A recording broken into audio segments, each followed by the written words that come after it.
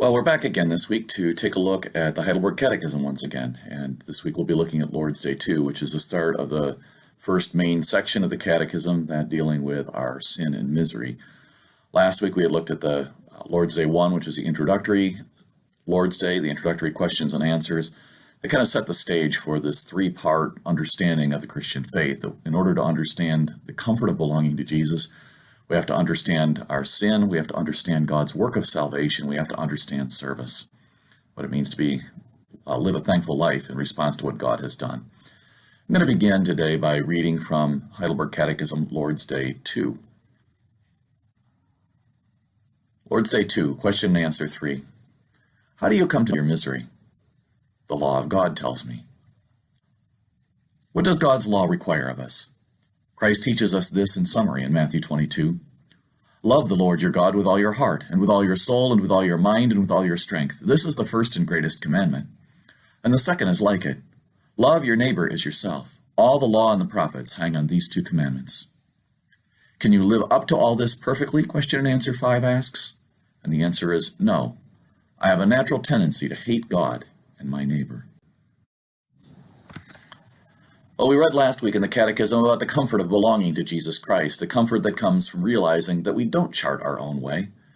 The Catechism explained that in order to live and die in this comfort, we must first of all know our sin and misery. Now, if you go back to the age of the Reformation, misery is a basic category for the Reformers. It's a word they often use to describe life without Christ. It's not hard to argue that there is misery in this world. What makes the Catechism intriguing is how personal it makes that misery. How do you know your misery? Now, for 21st century Westerners, misery is a hard idea to swallow. We look at the scenes of children living in poverty in some third world country, and we begin to believe that we have no misery to speak of. Sure, there are things that don't go our way. When we get sick and we have financial struggles, but do we really have misery? Or maybe we go all the other way, the opposite direction, and we look at ourselves as some victims of some awful conspiracy that makes life turn out not our way.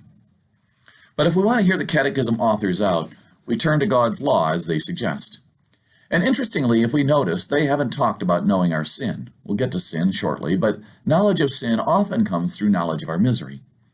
So what does the law of God tell us about misery?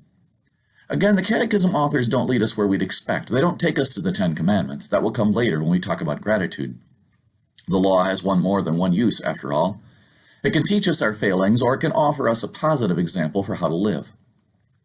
But until we're prone to understand sin on some level, our hardened hearts don't see the misery of sexual freedom, or of twisting the truth to our own advantage, or the misery of misusing God's name.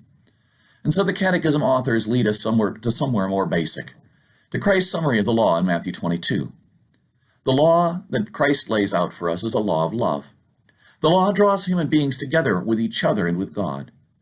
And it basically asks us this: do you have any broken relationships in your life? Are there any people you dislike? Are there people who dislike you? If you can answer yes to any of those questions, then you are starting to understand misery. Now, of course, we're scandalized by the Catechism claim that I have a natural tendency to hate God and my neighbor. We tell ourselves, well, I get along fine with everyone. It's others who have a problem. But the biblical answer is that there is not a person on the earth who does what is right and never sins. Ecclesiastes 7 tells us that. In other words, we all bear our share of blame for the brokenness of the world. We cannot live up to God's law perfectly. We cannot love God or others even when we're only asked to keep one simple command.